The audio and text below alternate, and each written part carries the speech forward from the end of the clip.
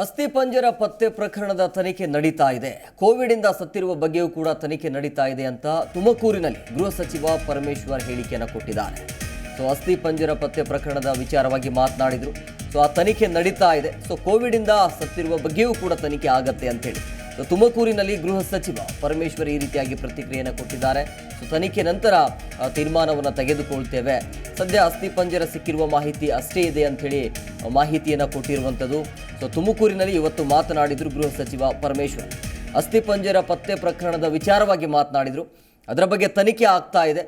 Covid ಇಂದ ಸತ್ತಿರುವ ಬಗ್ಗೆಯೂ ಕೂಡ ತನಿಖೆ ನಡೀತಾ ಇದೆ ಅಂತೇಳಿ ತುಮಕೂರಿನಲ್ಲಿ ಗೃಹ ಸಚಿವ ಪರಮೇಶ್ವರ್ ಈ ರೀತಿಯಾಗಿ ಹೇಳಿಕೆಯನ್ನು ಕೊಟ್ಟಿದ್ದಾರೆ. ತನಿಖೆ ಆದ ನಂತರ ತೀರ್ಮಾನವನ್ನು ತೆಗೆದುಕೊಳ್ತೀವಿ. ಸದ್ಯ ಅಸ್ಥಿಪಂಜರ ಸಿಕ್ಕಿರುವಂಥ ಮಾಹಿತಿ ಅಷ್ಟೇ ನನಗೆ ಗೊತ್ತಿದೆ ಅಂತ ಹೇಳಿದ್ದಾರೆ. ಮಾಹಿತಿ ತೊಗೊಂಡಿದ್ದಾರೆ, ಅದಕ್ಕೆ ಇನ್ವೆಸ್ಟಿಗೇಷನ್ ಸ್ಟಾರ್ಟ್ ಮಾಡಿದ್ದಾರೆ. ಅದರಲ್ಲಿ ಏನು ಬರುತ್ತೆ ಅದನ್ನು ನೋಡಿಕೊಂಡು ಆಮೇಲೆ ತೀರ್ಮಾನ ಮಾಡ್ತೀವಿ. ಸದ್ಯದ ಮಾಹಿತಿ ಅದೇ ಈ ರೀತಿ 5 ಜನದ್ದು ಸ್ಕೆಲೆಟನ್ ಸಿಕ್ಕಿದೆ. ಅವರು ಒಬ್ಬ ಇಂಜಿನಿಯರ್ ಅವರಿಗೆ ಸಂಬಂಧಪಟ್ಟಿದ್ದು ಈ ಮನೆ ಮತ್ತು ಆಸ್ತಿ ಪಾಸ್ತಿ ಎಲ್ಲ. ಅಷ್ಟು ಬಿಟ್ಟರೆ ಬೇರೆ ಏನೂ ಇಲ್ಲ. ಈಗ ಅವರು ಸ್ಯಾಂಪಲ್ ಎಲ್ಲ ಇದ್ರದ್ದು ಅಸ್ಥಿಪಂಜರದ ಸ್ಯಾಂಪಲ್ ಎಲ್ಲ ಕಲೆಕ್ಟ್ ಮಾಡ್ಕೊಳ್ತಾರೆ, FSL ಕೊಡ್ತಾರೆ. ಅಲ್ಲಿ ಅವರು ಟೆಸ್ಟ್ ಮಾಡಿ ಇಲ್ಲಿ ಇವರು ಯಾರ್ಯಾರಿದ್ದರು ಆ ಮನೆಯಲ್ಲಿ ಅಂತ ಹಿಂದಿರಿದ ಮಾಹಿತಿನೂ ತೆಗಿತಾರೆ.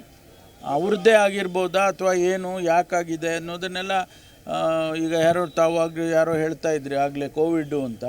ಗೊತ್ತಿಲ್ವಲ್ಲ ಯಾರಿಗೂ ಇನ್ನೂ ಏನಕ್ಕೋಸ್ಕರ ಅವ್ರು ಸತ್ತಿದ್ದಾರೆ, ಕೋವಿಡಿಂದ ಸತ್ತಿದ್ದಾರಾ ಅಥವಾ ಬೇರೆ ಕಾರಣದಿಂದ ಸತ್ತಿದ್ದಾರಾ ಇಲ್ಲ ಸೂಸೈಡ್ ಮಾಡ್ಕೊಂಡಿದ್ದಾರಾ, ಅದೆಲ್ಲ ಇನ್ವೆಸ್ಟಿಗೇಷನ್ ಆಗೋವರೆಗೂ ನಾವೇನು ಕೂಡ ಏನು ಹೇಳೋಕ್ಕಾಗಲ್ಲ.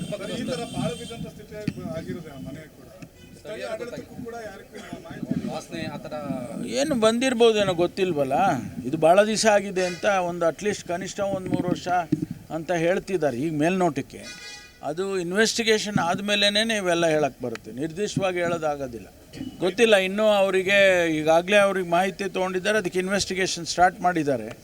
ಅದರಲ್ಲಿ ಏನು ಬರುತ್ತೆ ಅದನ್ನು ನೋಡಿಕೊಂಡು ಆಮೇಲೆ ತೀರ್ಮಾನ ಮಾಡ್ತೀವಿ.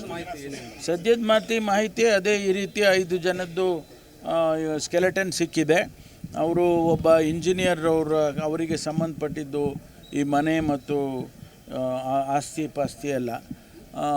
ಅಷ್ಟು ಬಿಟ್ಟರೆ ಬೇರೆ ಏನೂ ಇಲ್ಲ. ಈಗ ಅವರು ಸ್ಯಾಂಪಲ್ ಎಲ್ಲ ಇದ್ರದ್ದು ಅಸ್ಥಿಪಂಜರದ ಸ್ಯಾಂಪಲ್ ಎಲ್ಲ ಕಲೆಕ್ಟ್ ಮಾಡ್ಕೊಳ್ತಾರೆ, FSL ಕೊಡ್ತಾರೆ.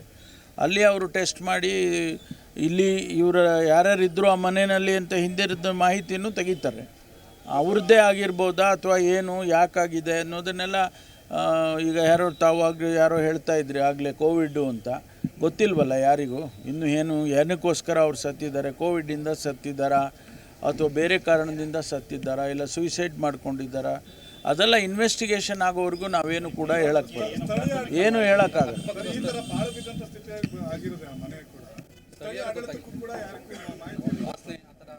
ಏನು ಬಂದಿರ್ಬೋದು. ಪ್ರತಿಕ್ಷಣದ ಸುದ್ದಿಗಾಗಿ Zee Kannada news app download ಮಾಡಿ. Live TV, latest updates, entertainment, life style, technology ಸುದ್ದಿ ನಿಮ್ಮ ಅಂಗೈಯಲ್ಲಿ.